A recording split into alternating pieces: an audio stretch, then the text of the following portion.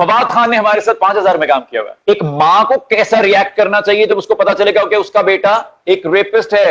मुझे एक्टर बनना है, मुझे हीरो से ज्यादा एक्टर बनना है। मुझे ऐसा लगता है जैसे चैनल्स हैं उनके अपने अवार्ड्स होते हैं, वो अपने ड्रामास को देते हैं। किसी चैनल ने नहीं चलाया कि मोहसिन अब्बास हैदर को क्लियर कर दिया कोर्ट, किसी को भी जज करना शुरू कर देते हैं। वो चाहे खलीलुर रहमान कमर साहब हो, वो चाहे फिरदौस जमाल साहब हो, वो चाहे मैं हूं। मैं अगर दूसरी शादी करना चाहता हूं, मेरी फर्स्ट मैरिज अगर नहीं अच्छी चल रही, तो मेरा कानूनी और मेरा मजहबी हक है कि मैं वो कर सकता हूं।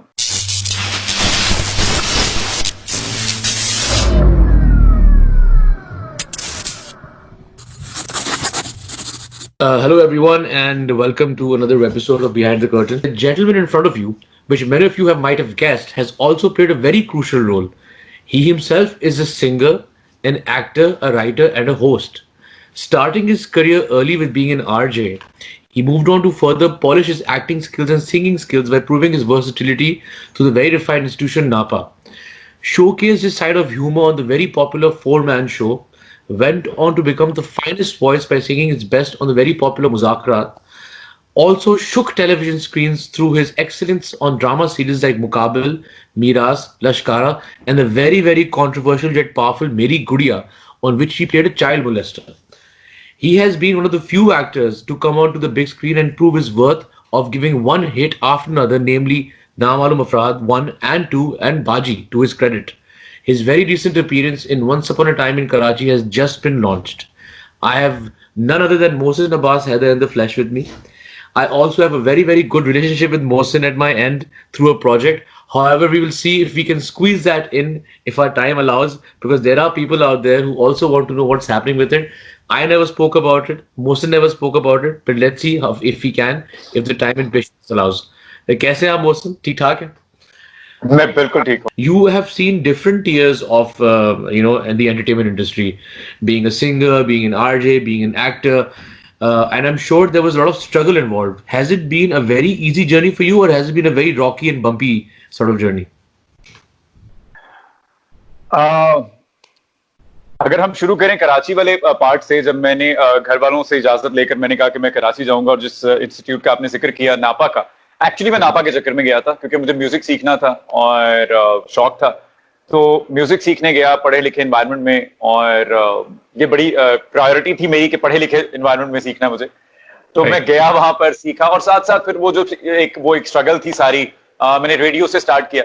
इत्तेफाक से जिस रेडियो स्टेशन पे मैंने काम किया, मैंने उनको जब अपनी जाके सीवी दी तो उन्होंने वो सीवी गंवा दी, कहीं खो गई वो सीवी।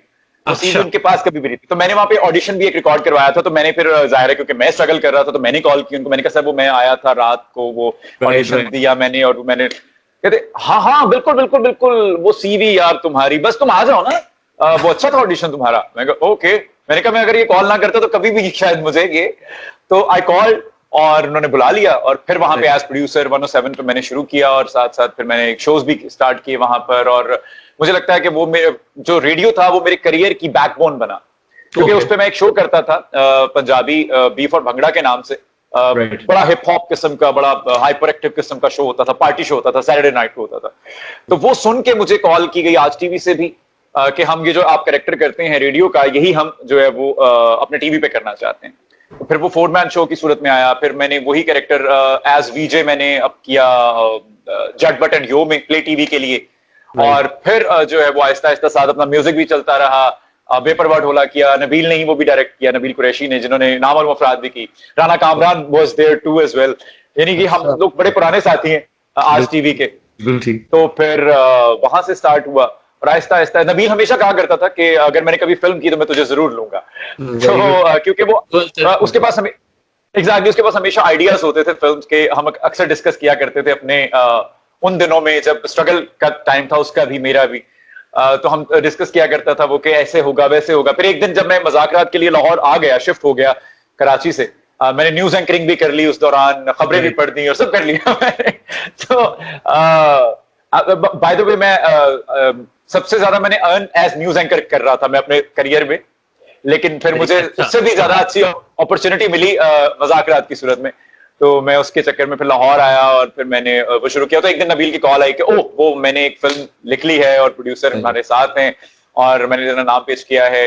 और नबील के स्टेक्स बहुत हाई थे मुझे लेके, क्योंकि फिजा को कन्विंस करना एक नए लड़के पे जहाँ पे जावेद शेख साहब हैं, जहाँ पे फाज मुस्तफा हैं, और एक नया लड़का जिसका फिजा ने काम नहीं देखा है as an actor, serious actor नहीं देखा हुआ। तो तब तक मैंने वैसे भी एक्टिंग की भी नहीं थी, मैंने इसी तरह शोज किए थे, उसमें हम मिमिक करते थे, तो वो मिमिक को और संजीदा एक्टिंग एक दो बिल्कुल डिफरेंट चीजें हैं। तो उनके कॉन्फिडेंस को, नबील के कॉन्फिडेंस को, वो पूरी एक जर्नी है, रिजेक्शंस भी हैं इसमें बहुत सारी, कि मैं एक प्रोडक्शन हाउस में गया, वहां पे मैंने अपनी उनको एक लिख कर दिया, उन्होंने कहा एक गाना है, एक ड्रामा है, उसका सोप है, उसका एक ओएसटी लिखें आप और कंपोज करके लाएं। रातों रात आपका भाई फुल एनर्जेटिक था, नया नया गया हुआ था, तो उसने एक रात में लिखा और टक करके सुबह पहुंच गया। मैम ये नापा से क्लास खत्म हुई और बैग के अंदर उसके वो पड़े हुई है कॉपी। नापा से क्लास खत्म करके सलामत साहब से इजाजत लेके फौरन पहुंचा, उनको दिखाया विखाया, सफीना अली सफीना मेरे क्लासमेट थे, बताया सबको कि आज मैं जा रहा हूँ वहां पे। मैं वहां गया और उन्होंने कहा वो एक्चुअली पता है क्या, वो ना वो जो प्रोड्यूसर है ना, उनकी अम्मी ने भी एक लिखा था तो वो सिलेक्ट हो गया। Cute, how cute, that is so cute. तो और मैंने वो कंपोज भी किया था, मैंने वो लिखा भी था रातों रात। तो ऐसे बहुत से मामला, पैदल फिरना, एक टाइम के खाने के पैसे होते थे। अच्छा, मुझे ऐसा लगता है कि ये सारी जो स्ट्रगल होती है वो हम सब अपने अपने हिस्से की करते हैं, और इसको आपको मुझे लगता है कि बताना चाहिए लोगों को, ताकि जो लोग करना चाहते हैं कोई काम ऐसा, तो वो इनकरेज होंगे, ना कि आप इस पे अशेम्ड हों। मैं बंस रोड के एक खोली में भी रहा हुआ हूँ, छोटी सी, जिसकी छत भी टपकती थी। मैं ऐसी बहुत सी जगहों पे रहा हूँ, एक छोटे छोटे कमरों में रहा हूँ, सुल्तानाबाद में रहा हूँ, जहाँ पे मेरे सारे पठान भाई थे वहां पे मेरे इर्द गिर्द, उन्होंने मुझे बड़े प्यार से लेकर रखा। मैं जब कराची उतरा तो मैं जिस होटल में रहा, सनोबर होटल में, वो आज तक तारीख का हिस्सा है मेरे। मैं कराची पहली बार गया ट्रेन से, और सनोबर होटल ना रेलवे स्टेशन से निकलते ही साथ है, और वहां पे वो भाई, मुझे पठान भाई थे, वो मुझे लेकर गए ऊपर। 250-300 रुपये किराया था उस कमरे का, जहां तक मुझे याद है, या 150 रुपया था शायद। ऊपर जब वो लेकर गए भाई मुझे, तारीख और तुंद किस्म की सीढ़ियों से होते हुए, तो भाईजान आगे एक कमरा था जिसमें सिर्फ एक चारपाई थी और बहुत से मच्छर थे, और उन दिनों में डेंगू भी बहुत था और उस पे Being an artist, being a creative person, एक स्टार्विंग फील्ड है। मतलब कि बंदा बोलता है यार पैसे मिले ना मिले, मुझे एक शौक है, मुझे पैशन है, मुझे स्क्रीन पे आना है। उस जर्नी के अंदर होता ये है कि कभी कभी लोग इस चीज का एक नाजायज फायदा भी उठा लेते हैं। Like, when you come across people कि यार if this person is kind of like wanting a chance, a break a chance, तो इसको मैं पैसे नहीं दूंगा या मैं इसके रिवॉर्ड नहीं दूंगा। Did you ever come across such a situation and not being compensated, but still going ahead for the chance?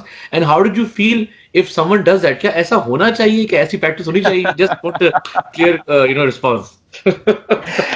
मैं हंस इसलिए रहा हूँ एक्चुअली कि फ्लैशबैक्स आ रहे हैं मुझे सारे। I'm sure होंगे। क्योंकि मैं बिल्कुल नया था, मैं बिल्कुल ही कोई ऐसे कोई गॉडफादर नहीं थे, मैं बिल्कुल ही अपने ओन पे ऐसे ही बावला सा बच्चा चल पड़ा, और घर वालों ने कह दिया अच्छा ठीक है कर लो शौक पूरा। और उसको नहीं पता था कि कहाँ जाना है, क्या करना है, कैसे करना है, उसको कोई ऐसी गाइडलाइन नहीं थी, कोई समझाने बुझाने वाला नहीं था।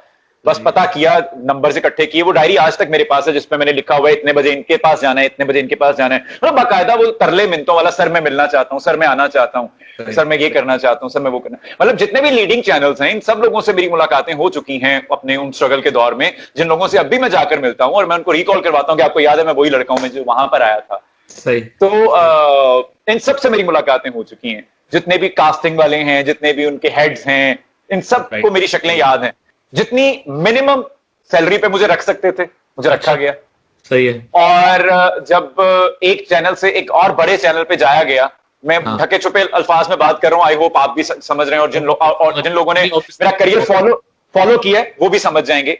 जिस एक चैनल से दूसरे चैनल पे हम एक सेम शो लेकर गए विद डिफरेंट नेम, तो उसमें मेरा इंक्रीमेंट सिर्फ 5,000 रुपए का लगा था। सिर्फ 5,000 रुपए इंक्रीज हुए मेरी उस सैलरी में, जबकि अपने उन्होंने जाहिर है कि। तो बहरहाल हाँ, मैंने ऐसे प्रोजेक्ट्स भी किए जिनके मैंने बिल्कुल पैसे नहीं लिए। मैंने ऐसे प्रोजेक्ट इसलिए भी कर लिए क्योंकि मेरे लिए बहुत फायदेमंद थे, मैंने बिल्कुल उनको लिए चार्ज नहीं किया। कुछ ऐसे लोगों के साथ काम किया जिनको, लेकिन उनको मैं कंसिडर नहीं करता, क्योंकि मुझे लगता है कि कुछ ऐसे लोग आपकी जिंदगी में होते हैं जिनसे आपको नहीं चार्ज करना होता, जिनसे आपकी एक ऐसी बॉन्डिंग होती है कि जिनके लिए आप, जो आपके मुश्किल वक्त में आपके साथ होते हैं, उनके लिए आप वो कर रहे होते हैं कि हाँ I will be there for you guys. एक चैनल ने रिसेंट टाइम्स में जो मेरे साथ हुआ, recent time as in like 3-4 साल पहले की बात हम कर लेते हैं, क्योंकि मुझे अब ऑलमोस्ट 14 साल हो गए इंडस्ट्री में। तो 3-4 साल पहले एक चैनल ने मुझे जब अप्रोच किया और उनके सामने मैंने अपना बजट रखा, हाँ, तो they were like कि आपको पता है फवाद खान ने हमारे साथ 5,000 में काम किया हुआ है, मायरा खान ने हमारे साथ इतने में काम किया हुआ है, तो हाउ कैन यू आस्क, हम बनाते हैं, हम अच्छा you know, how can you ask so much money, आप हमारे साथ शुरू तो करें फिर आगे देखी जाएगी। मैं कहा okay nice, sounds really good sir, लेकिन मेरा नहीं ख्याल कि 5,000 या 10,000 या 15,000 में या 5 लाख में काम करना चाहिए अभी फिलहाल। तो मेरा ख्याल है दौर बदल चुका है। उन्होंने स्टार्ट किया होगा अपने स्ट्रगलिंग पीरियड में, सबने इतने में किया होगा। तो ऐसा नहीं तो होता है, बिल्कुल होता है। वो आपको बहुत से लोगों को ये गुमा होता है कि वो आपको लॉन्च कर रहे हैं। बहुत से लोग आपको ये कहते हैं कि देखें, मैं अब 14 साल बाद या 10 साल बाद भी मैं अगर ये सुनता कि नहीं ये आपका सीन चेंज कर देगी, सही, when you have already done नामालूम अफराद, you have already done dramas जो कि अच्छा कर चुके हैं, अल्हम्दुलिल्लाह। आपके म्यूजिक करियर में you have done Coke studio, तो उसके बाद अगर आपको कोई आके इस तरह का लॉलीपॉप देता है, तो मेरा ख्याल है कि फिर घोड़ा अगर घास से दोस्ती कर लेगा तो वो खाएगा क्या। अच्छा, अब ऑब्वियसली हमने एक अपना एक गोल्डन एरा देखा है। लोग बड़ा बोलते हैं कि यार एक गोल्डन एरा था हमारा टेलीविजन का, हम बड़े सोशल मीडिया पे शेयर्स मार रहे होते हैं जी, ओ माय गॉड ये टाइम था, ये ड्रामे थे, ये वो था। बहुत रिसेंटली मैंने एक हमारे जो सीनियर हमारे लेजेंड अनवर मकसूद साहब हैं, उनकी एक वीडियो आई और उन्होंने बोला कि पाकिस्तान में ड्रामे बनते ही नहीं है, खत्म हो गए, they've gone, they've finished away. You are an actor of today's time. You've come in dramas. You've given powerful performances. Is it true what he's saying? And do you think that are you wasting your time in an industry which has stopped growing? Do you agree with the legend what he's saying? Yeah, this is just a glitch? मुझे ऐसा लगता है, मैं personally भी एक पुराना आदमी हूं और मैं बहुत ज्यादा फॉलो करता हूं पुराने टाइम को, पुरानी चीजों को, अपने लेजेंड्स को। मेरी ख्वाहिश भी है कि मैं शायद उस ईरा में पैदा हुआ होता तो मैं बड़ा एंजॉय करता, मैं उस टाइम का काम करता। अच्छा, एक चीज इसमें मैं पॉइंट आउट जरूर करना चाहूंगा। अब जो तादाद हो गई, नुमान एजाज साहब और मैं एक इंस्टा लाइव सेशन में थे। नुमान भाई ने मुझसे ज्यादा वक्त देखा हुआ है और वो अभी भी जो न्यू जनरेशन के एक्टर्स हैं उनके साथ वो काम कर रहे हैं। बिल्कुल ठीक। उन्होंने बड़ी तकलीफ दे हालत में एक जुमला कहा, उन्होंने कहा कि आजकल का एक्टर जब इस काम को दिहाड़ी बोलता है ना, तो मुझे बड़ी तकलीफ होती है। जब वो कहता है ना कि मैं दिहाड़ी लगा के आया, वो इसको पैशन लेने की बजाय, राफे टू बी वेरी ऑनेस्ट, मैं ऐसे बहुत से न्यू जनरेशन के एक्टर्स और एक्ट्रेसेस को जानता हूं जिनको होटल के कमरे को एंजॉय करना ज्यादा जरूरी है, जिनका सेट पे आके कहना कि एक सेकंड कितने, अभी वो एक तो लेट आए हैं या आई हैं और आते ही उनका डिमांड क्या है, कितने बजे तक खत्म होगी। हाँ actually I'll be there, I have a party actually, so I have to go, so can we just wrap it up early? तो ये एक जनरेशन आई है, रिहर्सल करने की तो आदत ही खत्म होगी ना हमारी। मैंने देखा आपकी और मेरी जो बादशाह बेगम पे डिस्कशन हुई थी, उसमें रिहर्सल एक मेजर पार्ट था कि हम बैठेंगे, हम रिहर्सल करेंगे, हम पेपर रीडिंग करेंगे, स्क्रिप्ट रीडिंग करेंगे। हम ये मैं नहीं सुनता, आप आते हैं, आपको बताया जाता है ये सीन है सर आज का, ओके नाइस। ये सीन रात को पता हो, एक्टर्स आपस में डिस्कस करें, आपस में उसके स्ट्रेसेस पॉसेस बनाएं, उसकी मूव्स बनाएं, कुछ तो करें। हम नहीं करते, हमने इसको दिहाड़ी बना लिया है। मुझे बहुत से लोगों ने कहा प्रोडक्शन हाउस आपको कैसे अप्रोच करता है, हम सब इन्वॉल्व है ना, प्रोडक्शन हाउस आपको कैसे अप्रोच करता है। मौसम भाई यार ये ऐसे है, ये वैसे, नहीं, एक्चुअली ना मैं ये कर रहा हूं, एक प्रोजेक्ट कर रहा हूं, तो अभी इनकी डेट्स नहीं है। और नहीं, हम उनसे बात कर लेते हैं ना, आप उनको ये दे दें, बीच में ये ऑफ आएगा, आप हमारे पास आ जाइएगा और फिर आप वापस चले जाइए। मैं इस चीज का कायल हूं कि एक वक्त में एक, ताकि मैं उस कैरेक्टर के साथ इंसाफ कर सकूं। मैं वहां से निकलूं वही लुक, वही शक्ल लेके, वही बाल लेके उस कैरेक्टर में भी चला जाऊं। मैं उस लीग में नहीं आना चाहता। सिस्टम को सुधारने के लिए एक्टर का क्या रोल होता है एज रिस्पॉन्सिबिलिटी? क्या एक्टर सिर्फ आएगा बोलेगा नहीं यार देखो मैं अपना जस्ट लाइक यू सेड कि मैं अपना चेक कलेक्ट करूंगा, मैं चला जाऊंगा? और do you even discuss it with the producer कि यार how can we fix this, how can we make sure ये जनरेशन थोड़ी सुधर जाए, थोड़ी line, do something about this और नॉट? मैं जिस भी सेट पे जाता हूं, मैं कोशिश करता हूं कि मैं डायरेक्टर साहब जो हैं उनके साथ ये डिस्कशन जरूर करूं एक बार, क्योंकि वो उस वक्त कैप्टन ऑफ द शिप होते हैं। बिल्कुल ठीक। उनको मैं ये रिक्वेस्ट जरूर करता हूं कि एक दफा रिहर्सल कर लेते हैं, एक दफा हम इसको पढ़ लेते हैं, एक दफा हम ये देख लेते हैं। अब हो क्या गया है कि जो हमारे डायरेक्टर्स भी हैं उनमें से मोस्टली जो हैं वो उन एक्टर्स के सामने बेबस हो जाते हैं। जब एक्टर डायरेक्टली कॉल कर देता है प्रोड्यूसर को या प्रोडक्शन हाउस के मालिक को कि see what is happening, I can't do this, I can work like this, what the going on and all, कपड़ों से लेके ये चीजें वो चीजें, तो उसमें बाकी सारे एक्टर्स, सीनियर एक्टर्स भी बेचारे ऐसे देख रहे होते हैं बेचारे बैठ के कि अब हम क्या करें। वो बेचारे बेबसी से इंतजार कर रहे होते हैं कि कब ये सारे टेंट्रम्स एक्टर या एक्ट्रेस के खत्म होंगे और काम शुरू होगा, या आज की शूट कैंसिल हो जाएगी इस वजह से कि बेबी के या बाबा के कपड़े सही नहीं बने, या बेबी को या बाबा को आज की शर्ट पसंद नहीं आई, या आज का खाना अच्छा नहीं आया, या आज गर्मी बहुत है सेट पे, जनरेटर क्यों नहीं चल रहा है, या सो मेनी थिंग्स। अब मसला क्या होता है, जब कपड़ों की बात आ रही है, लेट्स टॉक अबाउट द कपड़े, बहुत इशू होते हैं ये वाले भी। तो जब आपको स्टाइलिस्ट ने कहा है, उनसे मीटिंग के लिए कहा गया, आप नहीं आए उस वक्त, आप अवेलेबल नहीं थे उस वक्त, आपने उसको टाइम नहीं दिया, आपने कहा वो सेट पे ले आना। तो अब अगर सेट पे आए, तो मुझे ऐसा लगता है कि हम सबको सुधरने की जरूरत है, मुझ समेत हम सबको सुधरने की जरूरत है। हम थोड़े फ्लेक्सिबल होना शुरू हों, हम इस काम को सबसे पहले इज्जत देना शुरू करें, जिस काम की वजह से हम इतनी सारी अय्याशी करते हैं, पार्टीज करते हैं, हैंगआउट्स करते हैं, हमारे राब्ते बनते हैं, हमारा स्टारडम बनता है, हमारे फॉलोवर्स बढ़ते हैं, हम उसकी इज्जत करना शुरू करें पहले। You played a very difficult role in मेरी गुड़िया as being a child molester. बड़ा एक हमारे पास एक है कि भाई एक बंदा अगर इस तरह का कैरेक्टर प्ले करता है तो उसके ऊपर people start associating you with such roles, and people like, यार he's only played this role. Were you not scared at that time that when you were accepting that role and doing it, इस तरह की आपके पास reservation आ सकती है कि यार इसको इसी तरह के कैरेक्टर्स देने चाहिए? And what sort of feedback did you get playing that specific actor, and how tough was it for you to portray? And coming back as a feedback, because psychologically आपको जरूर इफेक्ट हुआ होगा playing such a role, and obviously you were going through loss and grievance at that time as well. So what were your feelings?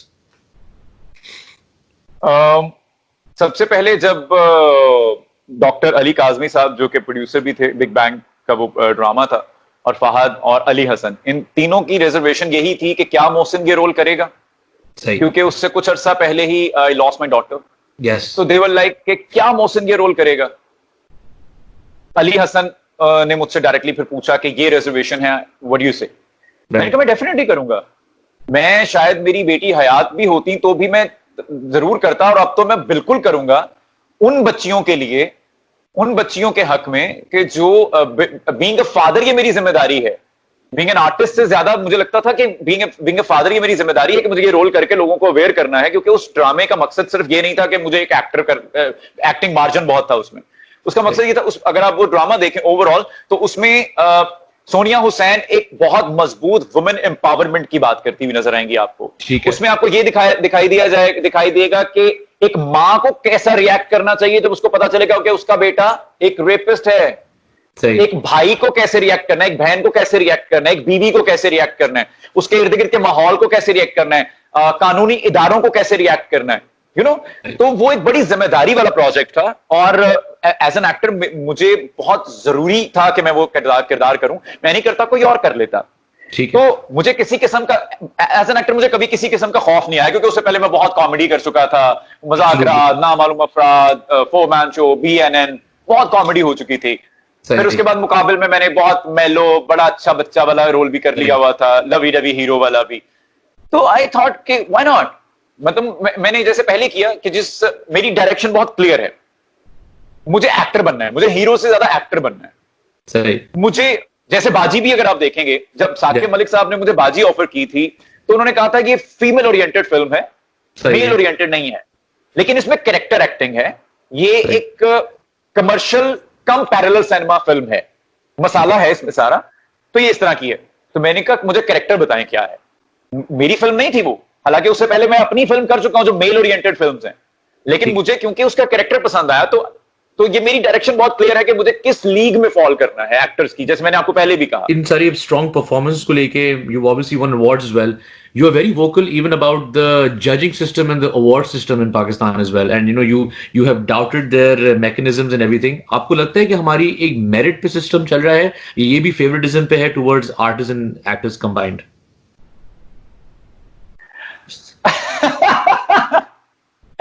I know आप जिसकी बात कर रहे हैं, हाँ, मेरी गुड़िया को नॉमिनेट नहीं किया था।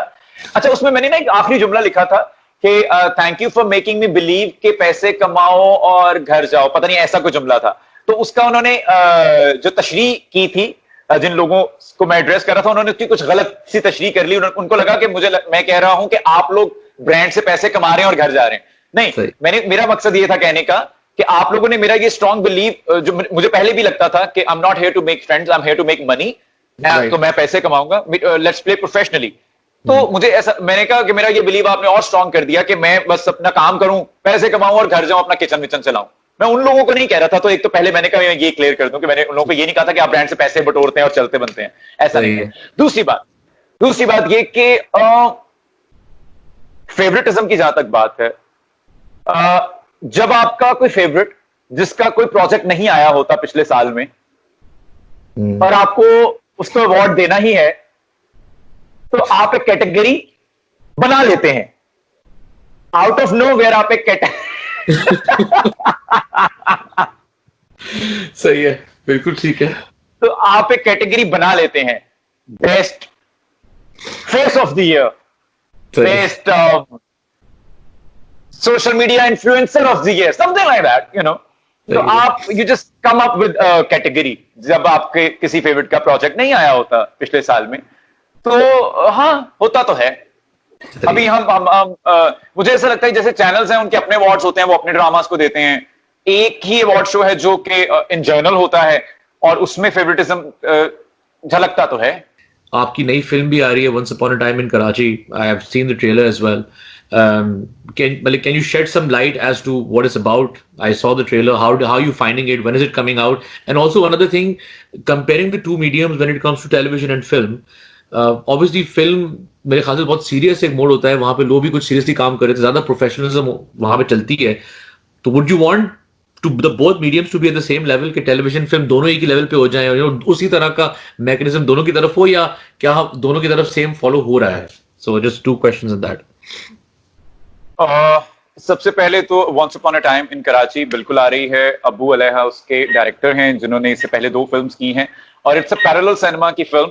और क्योंकि मैं मेरी बड़ी ख्वाहिश है कि पाकिस्तान में पैरेलल सिनेमा आए, जैसे मंटो बनी, जैसे माहे मीर बनी थी, जैसे हमारे वो एक बॉक्सर पे फिल्म बनी थी जिनकी बायोपिक थी, क्या नाम था उनका? शाह एग्जैक्टली, जैसे वो थी। बायोपिक्स बननी चाहिए पाकिस्तान में। तो मेरी बड़ी ख्वाहिश है कि commercial cinema, rom coms, comedy के साथ साथ, एक्शन के साथ साथ कहीं कहीं पैरेलल सिनेमा भी ग्रो करे। तो ये पैरेलल सिनेमा की फिल्म है, ये कमर्शियल सिनेमा की फिल्म नहीं है, तो आपको इसकी पैकेजिंग भी कुछ उसी तरह की लगेगी। और मैंने पहली बार इनके साथ काम किया और मेरा ये मानना है कि हम सब अपनी अपनी कैपेसिटी में काम करते हैं, हम सबको एक दूसरे को पहली बार का मौका देना ही चाहिए। मुझे भी किसी ने पहली बार मौका दिया था, नबील कुरैशी को भी किसी ने पहली बार मौका दिया था, नदीम बेग साहब को भी किसी ने पहली बार मौका दिया था। तो ये सारे इसी तरह से स्टार्स बनते हैं या इसी तरह अच्छे डायरेक्टर्स बनते हैं, हम अपनी अपनी गलतियों से सीखते हैं। टीजर अभी आया, ट्रेलर अभी आना है, टीजर आया है। टीजर में जहां कुछ अच्छी चीजें हैं, कुछ फ्लॉज भी हैं। एज एन एक्टर मैं बात कर रहा हूं। आई होप के अबू अलैहा अपने काम को मजीद बेहतर भी करेंगे, वक्त के साथ सीखेंगे भी और अच्छी चीज सामने आएगी। फिल्म बहुत स्ट्रॉन्ग स्क्रिप्ट के साथ है। जो मेरा इसको साइन करने का मकसद था वो था कि इसका स्क्रिप्ट बहुत स्ट्रॉन्ग है। जैसे मैं हमेशा, आप मेरे ड्रामा करियर को भी देखते हैं, एंटरटेनमेंट साथ साथ चल रही है, लेकिन ड्रामाज में मैंने कोशिश की कि मैं सब्जेक्ट ओरिएंटेड चीजें करने की कोशिश करूं। अगर आप पहला ही ड्रामा मेरा देखें मुकाबिल, वो भी चाइल्ड अब्यूज के हवाले से ही था। आसिफ रजा मीर साहब थे, कुबरा खान थी उसमें, वो भी इसी इशू पे था। तो इस फिल्म का जो प्लॉट है वो बड़ा स्ट्रांग है, वो उन लोगों से रिलेट करेगा, बहुत सा एक मखसूस और बड़ा एक वसी तबका है पाकिस्तान का और बल्कि दुनिया का जो उससे रिलेट कर पाएगा, जो किरदार मैं उसमें निभा रहा हूं और जिस मौजू को हम एड्रेस करने की कोशिश कर रहे हैं इंशाल्लाह। तो इट्स अ पैरेलल सिनेमा की फिल्म जिसमें आपको कोशिश कर रहे हैं कि पैरेलल सिनेमा भी हम पाकिस्तान में दिखा सके लोगों को। ऑडियंस के टेस्ट बड्स जो हैं वो शायद डेवलप हो सकें इसके साथ और वो इस चीज को डाइजेस्ट कर सकें। अच्छा, I do understand that you've given me a bit of crooks about everything, your journey and how it has been and how professional or unprofessional it has been, and you are one of the actors who are going forward with lots of content. Towards the end में छोटी सी, obviously I don't want to get into any controversy, we have been affiliated with the project for a while as well, और मैं अपना time बताऊंगा। बादशाह बेगम हमारा एक project था which you've been part of and you were accustomed to. We spoke about it. You know, there were times of doing it, and छोटी सी incident हो गई थी जहाँ पे lots of people came to me and they started asking me that, you know, what is your opinion? तो मैंने बोला यार कि देखें, बात ये है, किसी का पर्सनल मैटर है तो उसमें मुझे कोई राइट नहीं, मैं कोई बोलूँ या ना बोलूँ, चाहे मैं प्रोड्यूसर हूँ, चाहे मैं डायरेक्टर हूँ, चाहे मैं राइटर हूँ. And I decided not to talk about it, and due to personal reasons I decided to delay the project. मैंने बोला right now, looking at the viability of the market, I don't think digital जो है वो grow हो रहा है, जो भी हो रहा है, I will push it for another year. लेकिन Exactly.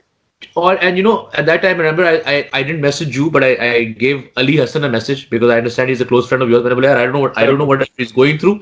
I hope you know, he gets out of it. And this is a very personal thing. और मैं किसी से बात नहीं करूंगा. Lots of people message me. मैं बोला नहीं यार, किसी का एक personal matter है उनको.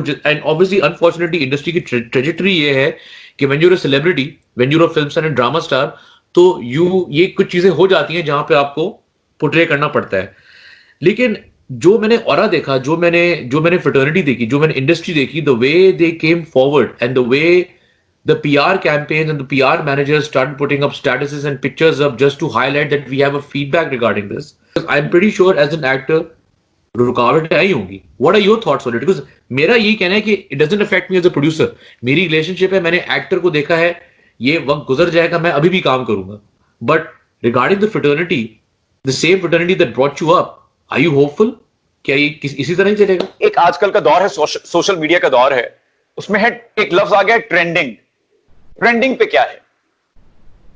एक साहब का मैंने अभी स्टेटस देखा, हमारे बड़े अच्छे सिंगर हैं, सीनियर, उन्होंने एक स्टेटस लगाया कि हम हमेशा लोगों के मरने का इंतजार करते हैं कि कब ये बात ट्रेंडिंग में आए और हम उस पर तस्वीर लगा के एक स्टेटस लगाएं दुखी सा, जैसे इरफान खान साहब और ऋषि कपूर साहब की डेथ के बाद हुआ. हम अपनी पीआर कंपनी को कहते हैं, या आपकी पीआर कंपनी आपको कहती है कि ओ ये ट्रेंडिंग में है, इस बारे में आप भी कुछ कह दें. तो ये एक चल चुका है, एक मामला एक चल चुके हैं, एक ट्रेंड चल चुका है. उसकी तस्दीक करना, आपको पता है बहुत से मैगजीन्स ने, बहुत से ब्लॉगर्स ने ये तक लिख दिया that court found me guilty, जबकि कोर्ट ने मुझे क्लियर कर दिया. मैंने वो मुबशर लुकमान साहब के शो पे जाके वो सारी चीजें दिखाई, चीजें ऑन पेपर, पुलिस रिकॉर्ड्स और ये वो इन्वेस्टिगेशन कि ये हुआ है. लेकिन they gave the judgement, final judgement, और उन्होंने मिस कोट करके, और वो बड़े नोन मैगजीन्स हैं जिनको मेरे लॉयर ने मुझे कहा कि वी कैन सू देम. तो आई सेड कि no, it's okay, that's fine, let it गो.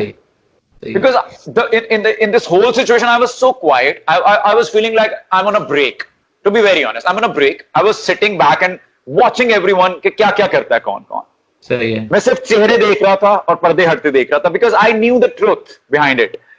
मैं सिर्फ लीगल वॉर देख रहा था कि वो क्या हो रही है, क्या कब जाना है, क्या करना है, और उसका एंड सबने देख लिया. किसी सिंगल ब्लॉगर ने सॉरी नहीं किया कि हमने मिसकोट किया और आप उसमें से क्लियर हो गए, ओके वी आर सॉरी.